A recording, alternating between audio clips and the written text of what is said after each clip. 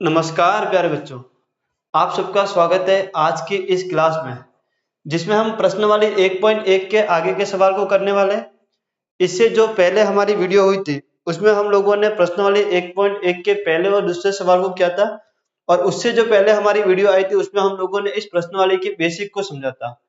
अगर आप लोगों ने अभी तक उस वीडियो को नहीं देखा है तो डिस्क्रिप्शन में या फिर आई बटन में आपको उसकी लिंक मिल जाएगी, आप लोग वहां पर जाकर उस वीडियो को देख सकते हैं।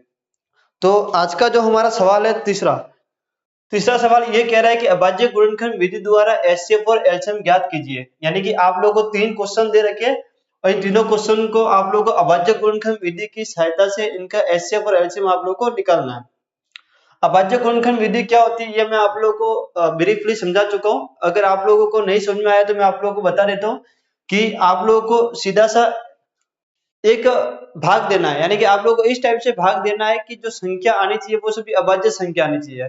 अभाज्य संख्या आने की वजह से अपन लोग इसको अभाज्य गुणनखंड बोलते हैं या फिर अभाज्य गुणनखंड विधि कहते हैं।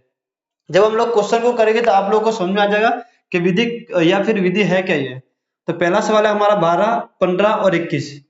आपको इसका एचसीएफ और एलसीएम निकालना है। आप लोग छोटी क्लास यानी कि जब लोग 9th क्लास में थे तब आप लोग इसको अलग अलग निकालते थे। यानी कि एचसीएफ निकालते थे, यानी कि जो चीज कॉमन आती थी उसको आप लोग एचसीएफ मानते थे, फिर आप लोग तीनों को साथ में लेके करते थे। यानी कि आप ये करते थे, पहले आप लोग 12 का निकालते थे, फिर आप लोग 15 का निकालते थे, फिर आप लोग 21 का निकालते थे। ये तीनों निकालने के बाद आप लोग जो चीज देखते थे कि कॉमन क्या है, इन तीनों में जो चीज कॉमन आया करती थी वो आपका आंसर हुआ करता था। लेकिन और उसके बाद आप लोग क्या करते थे, इन तीनों को साथ में लेके करते थे। यानी कि 12, 15 और 21 को साथ में लेके करते थे। यानी कि 12, 15, 21 को साथ में लिया, फिर आप लोग यहाँ भाग कराते हैं। भाग कराने पे जो आंसर आता था वो आपका एलसीएम होता था और अलग अलग करने पे जो कॉमन आता था वो आपका एचसीएफ होता था। लेकिन हमको बार बार अलग अलग तरीके से नहीं करना है, हमको एक ही तरीके से करना है और एक ही तरीके से हमारा उत्तर आएगा। वो कैसे समझो, अगर मैं 12 को भाग दूं तो ये 2 से जाएगा 6 बार, ये 2 से जाएगा कितनी बार 3 बार, ये 3 से जाएगा कितनी बार 1 बार। अगर मैं 15 की बात करूं तो ये 3 से जाएगा 5 बार और ये 5 से जाएगा 1 बार। अगर मैं इसकी बात करूं तो ये 3 के बाद से जाएगा 7 बार और ये 7 के बाद जाएगा 1 बार, ये 7 के बाद जाएगा 1 बार। अगर मैं 12 की बात करूं तो 12 को मैं क्या लिख सकता हूं, मैं 2 इंटू 2 इंटू 3। वैसे ही मैं इस 15 को क्या लिख सकता हूं, मैं 3 इंटू 5। और वैसे ही मैं इस 21 को क्या लिख सकता हूं, मैं 3 इंटू 7। अगर आप लोग देखोगे तो इसमें कॉमन क्या आ रहा है, आप लोगों का 3 आ रहा है। यानी कि 3 जो है वो आप लोगों का कॉमन आ रहा है। तो आप लोग का जो एचसीएफ होगा वो कितना होगा, 3 होगा। एचसीएफ होगा आप लोगों का वो कितना होगा, 3 होगा। ये तो आप लोगों ने निकाला एचसीएफ। अब एलसीएम निकालने के लिए आप लोग क्या करते हो, फिर से 12, 15 और 21 को लिखते हो, फिर से यहाँ पर अभाज्य गुणनखंड करते हो और जो भी यहाँ पर संख्या आती है उनका सब आप लोग गुणा करते हो। गुणा करने पे जो आंसर वो आपका एलसीएम होता है। लेकिन मैं ये कहता हूँ कि आपको दो दो बार नहीं करना। आप लोगों ने एक बार इसको कर दिया, एक बार करने पे जो कॉमन आया वो आपका एचसीएफ है। अब एलसीएम निकालना तो इसी से हम निकालेंगे, वो कैसे समझो। अगर आप लोगों को एलसीएम निकालना है तो ये ना कर कर आप लोगों को इसी से निकालना। कैसे, जो चीज कॉमन आ गई उसको लिख दो आप लोग, जो चीज कॉमन आ गई उसको लिख दो और जो चीज बची है उसको भी उतार दो। यानी बचा क्या यहाँ पर 2 इंटू 2 बचा, 2 इंटू 2 बचा और क्या बचा 5 इंटू 7 बचा है, और क्या 5 इंटू 7 बचा है। ये बचा आप लोग का। इसका इससे गुणा करो, 7 पंजे 35, 35 दूनी 70, 70 दूनी 140, 14 थे 42 यानी कि 420। तो आप लोग का जो एलसीएम है वो कितना 420 है और एचसीएफ वो कितना 3 है। आप लोग का जो एलसीएम है वो कितना 420 है और आप लोग का जो एचसीएफ है वो कितना 3 है। तो एक ही बार आप लोग को अभाज्य गुणनखंड विधि लगानी है। जो चीज कॉमन है वो आप लोग एचसीएफ है और जो कॉमन आ रहा है और उसके अलावा जो बच रही संख्या सभी, तो वो क्या होगा आपका एलसीएम होगा। आप लोगों को इस टाइप से नहीं करना, एक ही बार करना है। तो ये है आप लोगों का पहला सवाल। आई होप कि आप लोगों को समझ में आ गया होगा। मैं थोड़ा सा साइड में हो गया, आप लोग चाहो तो इसका स्क्रीनशॉट ले सकते हो या फिर इसको नोट डाउन कर सकते हो। अब हम लोग करने वाले हैं इसका दूसरा क्वेश्चन, जो कि आप लोगों को देगा 17, 23 और 29। तो फिर से वही काम करेंगे, यानी पहले 17 का निकालेंगे हम लोग। तो आप लोग जानते हो कि 17 के पारे में आता है यानी कि एक बार।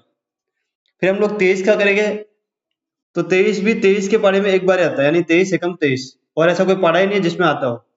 अब अगर हम बात करें 29 की तो 29 भी 29 के पारे में आता है, यानी कि 29 एकम 29। जब एक आता है तो हमारा क्या हो जाता है, उसका सॉल्यूशन हो जाता है। अगर मैं 17 की बात करूं तो आप लोग क्या लिख सकते हो 17। अगर मैं 23 की बात करूं तो आप लोग क्या लिख सकते हो 23। अगर मैं 29 की बात करूं तो क्या लिख सकते हो आप लोग 29। अगर मैं एचसीएफ की बात करूं तो जो चीज कॉमन होती है वो हमारा आंसर होता है, और एलसीएम की बात करूं तो जो चीज बचती है वो सभी हमारा उसका गुणा करने पे एलसीएम आता है। लेकिन अगर आप लोग देखोगे तो इधर तो कॉमन कोई संख्या नहीं आ रही है। अगर आप लोग इधर देखोगे तो कॉमन कोई संख्या नहीं आ रही है, तो आप लोग जानते हो कि अगर कोई भी संख्या है उसके गुणा में हम लोग एक लिख सकते हैं। लिख सकते हैं मैं इस 17 एकम 17 होगा, 23 एकम 23 होगा और 29 एकम 29 होगा, यानी कि यहाँ पर कॉमन क्या आ रहा है, एक आ रहा है। अगर कहीं पर भी कुछ चीज कॉमन नहीं आ रही है, यानी कि जो सवाल दे रहेगा उसमें कोई भी संख्या कॉमन नहीं आ रही है, तो उसका जो एचसीएफ होता है वो हमेशा एक होता है। उसका जो एचसीएफ होता है वो हमेशा कितना होता है, एक होता है। और बात करूं मैं एलसीएम की, तो 17 को आप लोग 23 से गुणा करोगे और फिर उसको 29 से गुणा करोगे। तो 17 को 23 से गुणा करोगे तो 17 34 17 51 का एक हासिल लगी 5 17 34 5 34 और 5 यानी कि 39, यानी 391 आया। कितना है आप लोग 391, और इसको 29 से करना। 29 एकम 29, 29 एकम 29 का 9 हासिल लगी 2, 29 एकम 29 हासिल लगी 2, 29 का पढ़ा फिर आप लोग 9 बार बोलोगे तो कितना आएगा 161। 161 में 2 जोड़ोगे तो कितना होगा 163। तो 63 का 3 हासिल लगी 16, 29 दिया और फिर 16 आप लोग जोड़ोगे तो कितना आएगा 113। कितना आएगा 113। तो 113 39 यानी 11,339 आप लोगों का एलसीएम है। और अगर एचसीएफ की बात करूं तो कितना एक है। तो यह है आप लोगों का दूसरा सवाल। बहुत ही सिंपल था, बस आप लोगों को इसमें ये ध्यान रखना है अगर कोई भी चीज कॉमन नहीं आ रही है तो उसका एचसीएफ हमेशा एक होता है, और बाकी एलसीएम तो आप लोग गुणा करके निकालना है।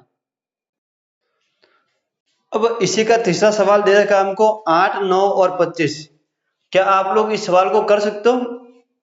क्या आप लोग इस सवाल को कर सकते हो, यानी कि 8 9 और 25 का एचसीएफ क्या होगा और इसका एलसीएम क्या होगा? आप लोग मुझे जल्दी से कमेंट बॉक्स में इनका आंसर बताओ कि 8 9 25 का एचसीएफ क्या होगा और एलसीएम क्या होगा। अगर 8 की बात करूं मैं तो ये 2 के बड़े जाएगा 4 बार, फिर 2 के बड़े से 2 बार और फिर 2 के बड़े से 1 बार। इसकी बात करूं तो 3 के बड़े से 3 बार जाएगा, फिर 3 एकम 3। इसकी बात करूं तो ये 5 के बड़े से जाएगा 5 बार और ये 5 के बड़े से 5 बार, एक बार। यानी कि 8 को आप लोग क्या लिख सकते हो 2 इंटू 2 इंटू 2। 9 को आप लोग क्या लिख सकते हो 3 इंटू 3। और 25 को आप लोग क्या लिख सकते हो 5 इंटू 5। अभी अभी मैंने कहा कि अगर कोई कॉमन नहीं आ रहा है तो उसका एचसीएफ हमेशा 1 होता है। अगर मैं एलसीएम की बात करूं तो जो संख्या दे रखी है वो सभी उतरेगी यहाँ पर। तो कितना उतरेगा आप लोग का 2 इंटू 2 इंटू 2 यानी कि 8, फिर 3 इंटू 3 इंटू 3 यानी कि 9 इंटू 5 इंटू 5। तो इसका पढ़ा आप लोग 2 बार 2 दूनी 4 4 दूनी 8। 25 को 8 से करोगे 200, 200 को अगर 9 से करोगे तो कितना है 1800। यानी कि आप लोगों का जो एलसीएम है वो तो 1800 है, और आप लोगों का जो एचसीएफ है वो कितना है 1 है। तो एचसीएफ तो आप लोगों का 1 है और एलसीएम आप लोगों का कितना है 1800। तो ये इसका एचसीएफ है और ये इनका एलसीएम है। आप लोगों को अगर दो संख्या दे रखी हो, यानी कि जैसे 12 और 15 देगा तब भी इसी टाइप से करना है। आप लोगों को 3 संख्या देंगे तो भी इसी टाइप से करना है। अगर 4 आवे तो भी इसी टाइप से करना है। हालांकि 2 या 3 ही संख्या आएगी आप लोगों के बोर्ड एग्जाम में। तो ये था हमारा तीसरा क्वेश्चन, बहुत ही अच्छा क्वेश्चन था, यानी अभाज्य गुणनखंड विधि क्या होती है और उससे एचसीएफ और एलसीएम किस टाइप से निकलता है, इस क्वेश्चन के माध्यम से आप लोग समझ सकते हो। अब हम लोग करेंगे अपना जो अगला क्वेश्चन है चौथा। तो आप लोगों को स्क्रीन पर दिखाई दे रहा होगा आपका चौथा सवाल। एचसीएफ 306 और 657 का 9 दे रहा है। यानी कि जो एचसीएफ है ये जो ब्रैकेट में लिखा हुआ होता है ये दो संख्या दे रखी होती है। पहले आप लोग सवाल को समझ लो। ये जो ब्रैकेट होता है इस ब्रैकेट का मतलब ये है कि कोई ना कोई दो संख्या है। देखो यहाँ पर भी ब्रैकेट में 306 और 657 दिख रहा है आप लोगों को, और यहाँ पर भी ब्रैकेट में आपको 306 और 657 दिख रहा है। यानी कि ये जो ब्रैकेट में चीज दे रखी है क्या है, ये संख्या दे रखी है, यानी कि दो संख्या है ये। इन दो संख्याओं का एचसीएफ आप लोगों को 9 दे रखा है, और ये जो दो संख्या इनका एलसीएम आप लोगों को निकालना है। तो आप लोगों के पास में इसको निकालने के दो तरीके। एक तरीका तो ये है कि आप लोगों को ये संख्या दे रखी है, आप लोग इसका अभाज्य गुणनखंड करो। अभाज्य गुणनखंड करोगे तो कॉमन आप लोगों का 9 आएगा, तो वो तो आपका एचसीएफ होगा जो कि आप लोगों को दे रखा है। बाकी जो बची हुई संख्या और जो कॉमन है उसका गुणा कराओगे तो आप लोगों का एलसीएम आएगा। तो ये जो तरीका है ये आप लोगों का अभाज्य गुणनखंड विधि है। लेकिन जब आप लोगों को मैंने बेसिक पढ़ाया था तब मैंने आप लोगों को एक फॉर्मूला बताया था कि अगर दो संख्या आप लोगों को दे रखी है, अगर दो संख्या आप लोगों को दे रखी है, मान लो दो संख्या ए और बी है, अगर इसका गुना आप लोग करते हो और इनके एचसीएफ और एलसीएम का गुना करते हो आप लोग, तो वो हमेशा बराबर आता है। क्या ये आप लोगों को याद है? क्या ये फॉर्मूला आप लोगों को याद है कि अगर दो संख्या आप लोगों को दे रखी है तो उसका एचसीएफ और उसका एलसीएम का गुना इन दो संख्या का गुना के आपस में बराबर होता है। ये एक फॉर्मूला था। तो यहाँ पर दो संख्या दे रखी है आप लोगों को और यहाँ पर एचसीएफ भी दे रखा है आप लोगों को, और इन्हीं दो संख्याओं का आप लोग क्या निकालना, एलसीएम निकालना है। तो इस फॉर्मूले का आप लोग यूज कर सकते हो। मैंने आप लोगों को कहा था कि अगर ये जो फॉर्मूला आप लोग देखोगे तो इसके अंदर चार चीज है, चार चीज में से कोई भी तीन चीज आप लोगों को दे रखी होगी और चौथी चीज आप लोगों से पूछेगा। वो दो संख्या देके एचसीएफ देकर आप लोगों से एलसीएम पूछेगा, जैसा कि इस क्वेश्चन में बताया है। वो आप लोगों को एलसीएम देकर और दो संख्या देकर आप लोगों को एचसीएफ पूछ सकता है। वो आप लोगों को दो चीज ये देकर और एक संख्या देकर दूसरी संख्या पूछ सकता है, यानी कुछ भी पूछ सकता है।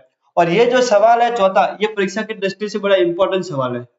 यानी कि बोर्ड एग्जाम में अगर आप लोगों को एक नंबर का सवाल मिलेगा एचसीएफ या एलसीएम का, तो ये वाला सवाल मिलेगा, यानी कि फिक्स है। पिछले 4 या 5 सालों से अगर आप लोग पेपर को देखोगे तो ये सवाल हर एक साल को छोड़कर एक साल आता है। या तो ये सवाल आपको देखने को मिलेगा, अगर मान लो 2023 में आया है तो फिर 2021 में आया होगा, फिर 2019 में होगा, यानी कि हर एक साल छोड़कर एक साल ये सवाल आता रहता है। या तो ये सवाल आएगा या फिर दो संख्या देकर आपको अभाज्य गुणनखंड विधि पूछेगा, जो इससे पहले अभी अपने तीसरा सवाल किया था। तो अगर आप लोगों को एक नंबर चाहिए, बोलने में बड़ा छोटा सा लग रहा है भाई कि एक नंबर, लेकिन एक नंबर मायने रखता है आप लोगों को परसेंटेज को इंक्रीज करने में। तो ये सवाल आप लोगों को देखने को मिलेगा एक नंबर में, या फिर अभी जो हमने किया इससे पहले तीन संख्या देकर आपको एचसीएफ या एलसीएम पूछेगा, तो वो देखने को मिलेगा। तो ये वाला सवाल हम इस फॉर्मूला की सहायता से करेंगे। बड़ा इंपॉर्टेंट सवाल है, आप लोग ध्यान देना। ये फॉर्मूला है A into B equal to HCF into LCM. आप लोगों को क्या क्या चीज दे रखी है, दो संख्या दे रखी है, एक तो 306 दे रखी है ए, और बी कितना देगा आपको 657 दे रखा है। अगर एचसीएफ की बात करो तो आप लोगों को 9 दे रखा है और एलसीएम आप लोगों को ज्ञात करना है। एलसीएम आप लोगों को ज्ञात करना, ये चीज आप लोगों को ज्ञात करनी है, और ये इसके गुना में है। अगर मैं इस गुना वाले को यहाँ पर ले जाऊं तो भाग में हो जाएगा, यानी कि अगर ये गुना वाली संख्या है, इसको अगर मैं इस तरफ लाता हूँ पक्षांतर करता हूँ तो ये कहां पर जाएगी, भाग में जाएगी, और यहाँ पर बचेगा आप लोगों का एलसीएम। अगर मैं इसका सॉल्यूशन करूंगा तो एलसीएम मेरा आ जाएगा, और वही हमें निकालना है। चलो इसको काट देते हैं। 9 सत्ते 63 बचा 2 और 7, यानी 9 त्या 27, 9 त्या 27। अगर मैं 306 और 73 का गुना करता हूं मैं, अगर मैं 306 और 73 का गुना करूंगा मैं, तो आप लोगों का क्या आएगा, एलसीएम आएगा। अगर मैं 306 और 73 का गुणा करता हूं मैं, अगर मैं 306 और 73 का गुणा करता हूं मैं, तो ये 22,338 आएगा। कितना आएगा ये, 22,338। आप लोग चाहो तो इसको करके देख सकते हो। इसका गुना इससे कर लो, आप लोग इकाई के अंक मैच करो, 36 18 यानी पीछे 8 आएगा। तो इसका जो आंसर आएगा वो 22,338 आएगा। कितना आएगा, 22,338। मैंने इसको डायरेक्टली लिख दिया है। आप लोगों को 306 को 73 से गुना करना आता होगा, तो आप लोग चाहो तो इसको गुना करके देख सकते हो, या फिर मैंने जो लिखा है उसको आप लोग उतार सकते हो। तो 22,338 इसका एलसीएम है। हो सकता है एग्जाम में आप लोगों को एलसीएम देकर यानी कि 22,338 दे देवे और ये दो संख्या दे देवे और आपसे एचसीएफ पूछ दे, तो इसका एचसीएफ कितना का 9 आएगा।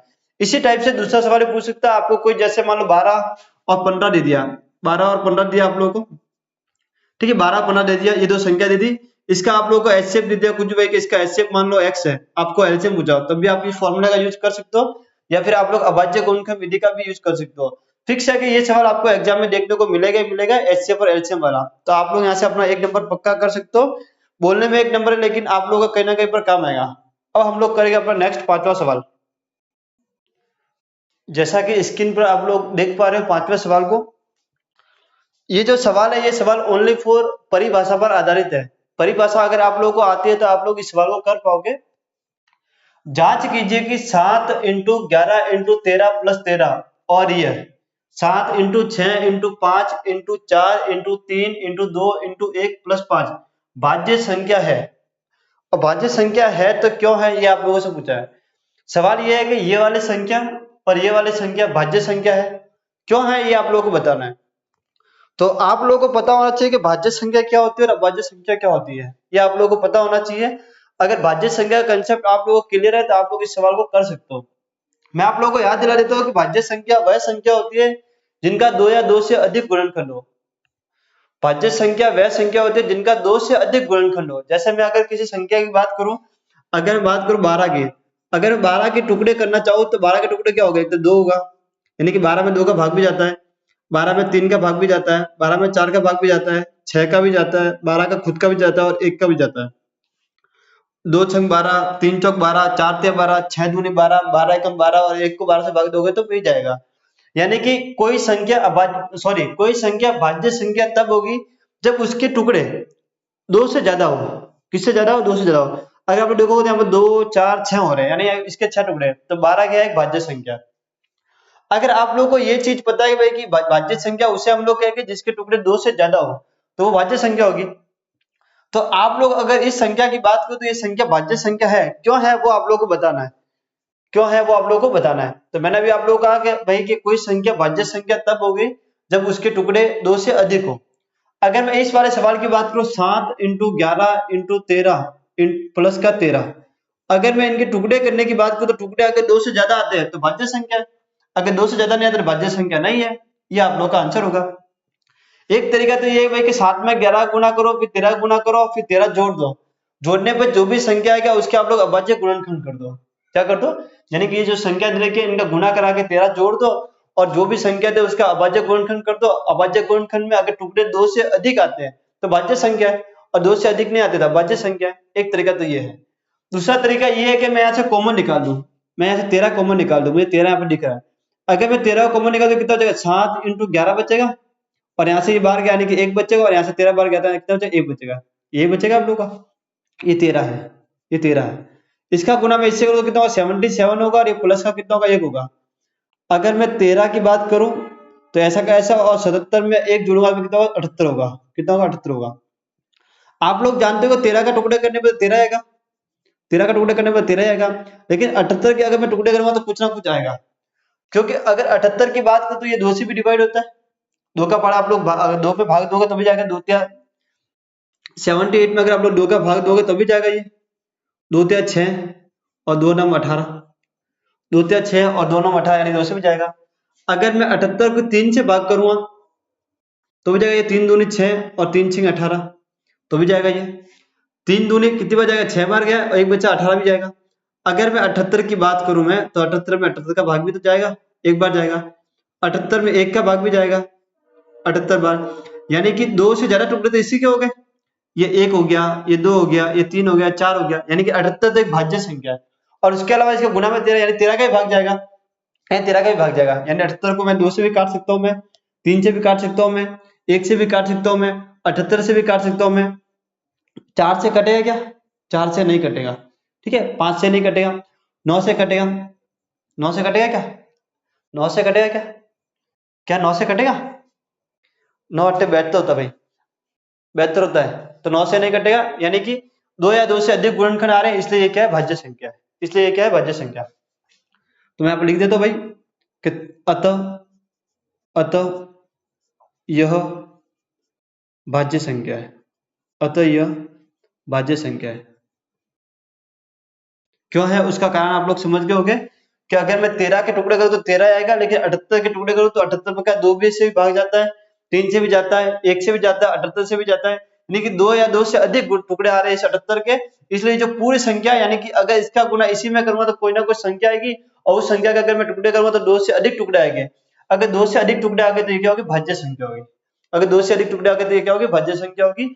सेम टू कॉपी ये वाला सवाल है। अगर इस वाले सवाल में देखो तो यहाँ पे 5 है आप लोगों का, और इधर आप लोगों का 5 है। अगर मैं ऐसे 5 को बाहर निकालूंगा तो अंदर कितना बचेगा? ये 7 into 6 into 4 into 3 into 2 into 1, और यहाँ पे क्या बचेगा? प्लस का 1 बचेगा। प्लस का क्या बचेगा? 1 बचेगा, ये बचेगा 1। चलो ये 5 ऐसा कैसा, इस पूरे को गुणा करो तो कुछ ना कुछ आएगा, यानी कि 2 तिया 6, 6 चौक 24, 24 का 6 छक्का करूंगा, फिर 7 से 1 जोड़ा तो कुछ ना कुछ संख्या आएगी यहाँ पर।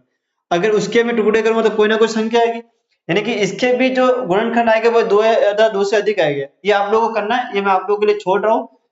इतना मैंने इस क्वेश्चन को कर लिया है।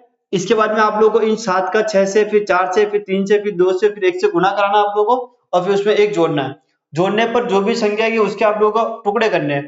टुकड़े अगर 2 से ज्यादा आते हैं तो आप लोगों को लिखना है कि भाज्य संख्या, अगर 2 से कम आते हैं तो आप लोगों को लिखना है अभाज्य संख्या है। तो ये वाला सवाल है, ये मैं आप लोगों के लिए छोड़ रहा हूँ, आप लोग इसको जरूर कोशिश करें। हो सकता है कि एग्जाम में अगर आ जावे तो आप लोग को ऐसा नहीं लगे कि हम लोगों ने किया नहीं है, तो ये मैंने आप लोगों के लिए छोड़ा है। नेक्स्ट हमारा पांचवा सवाल है, थोड़ा सा मिस्टेक हो गया, अभी मैंने इधर पांचवा सवाल लिखा था और यहाँ पर मैंने लिखा था जांच कीजिए कि दो संख्या दे रखी थी वो भाज्य संख्या है या नहीं है, तो वो थोड़ा सा सवाल मिस्टेक था। वो सवाल छठा था, वहां पर ये था कि व्याख्या कीजिए कि संख्या 7 इंटू 5 इंटू जो भी दो संख्या थी, यानी कि यहाँ पर दो संख्या थी, एक तो 7 into 5 into 6 into 4 into 3 into 2 into 1 plus का 5, और एक संख्या और थी, वो बोला भाज्य संख्या है या नहीं है। तो वहां पर जांच कीजिए नहीं आएगा, व्याख्या की जाएगा, वो सवाल आपका छठा है। यानी कि आप लोगों की जो प्रश्न वाली 1.1 है उसका छठा सवाल था, जिसको मैंने यहाँ पर पांचवा लिख दिया था। तो छठा सवाल हम लोगों ने कर दिया है। ये आप लोगों का पांचवा सवाल है कि जांच कीजिए किसी प्राकृत संख्या n के लिए संख्या 6 की पावर n अंक 0 पर समाप्त हो सकती है। तो आप लोगों को बताना भाई कि ये जो 6 की पावर n है ये 0 पर समाप्त हो सकता है या नहीं हो सकता, ये आप लोगों को चेक करना है। तो पहले आप लोग समझे कि सवाल बोलना क्या चाह रहा है। एक बार मैं फिर से बता रहा हूं आप लोगों को, किसी प्राकृत संख्या n के लिए, किसी प्राकृत संख्या n के लिए संख्या 6 की पावर n, यानी कि जो n है यहाँ पर कुछ ना कुछ प्राकृत संख्या है, यानी प्राकृत संख्या 1 हो सकता है, 2 हो सकता है। अगर मैं 1 रखता हूं तो कितना आएगा, 6 आएगा। अगर मैं 2 रखता हूं तो 36 आएगा। अगर मैं 3 रखता हूं 216 आएगा। इस प्रकार से n का मान चलता रहेगा। ठीक है, वो कुछ भी हो सकता है, n प्राकृत संख्या है, ये आप लोगों का है, यानी 1 से लेकर अनंत तक कुछ भी हो सकता है। अगर मैं n का मान 1 रखूंगा तो कितना होगा, ये 6 होगा, यानी 6 की पावर 1 6 होगा। अगर मैं n का मान 2 रखूंगा कितना होगा, ये 36 होगा। ऐसे 3 4 5 6 कुछ भी रख सकते हो आप लोग, कुछ भी रख सकते हो आप लोग, कुछ भी रख सकते हो। इस टाइप से आप लोग कुछ भी रख सकते हो, यानी कि ये जो संख्या आ रही है 6 36 216 और भी आती रहेगी, हो गई, ये आप लोगों से